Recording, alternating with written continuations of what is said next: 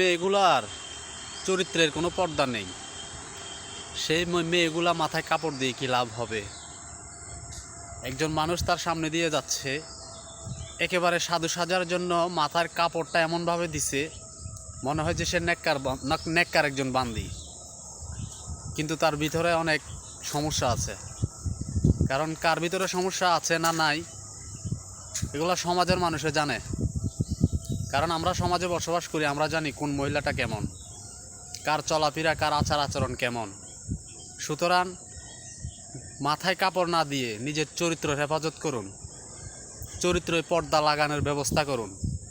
হুটহাট করে রাস্তায় চলে আসেন, আপনারা খুবই পর্দাশীল নারী, অথচ ঘর থেকে বাইর হইতে সময় ওড়না দিয়ে সুন্দর করে ঠিকই বাইর হন।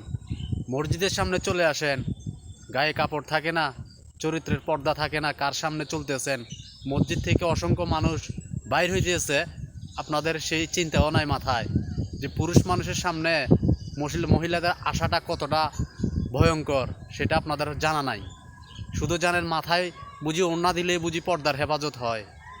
সুতরাং নিজের ইজ্জত, নিজের পর্দা হেফাজত করুন। পর্দা মহিলাদের জন্য ফরজ, মাথায় রাখবেন আর ভালো করে বোঝার চেষ্টা করবেন কথাগুলা।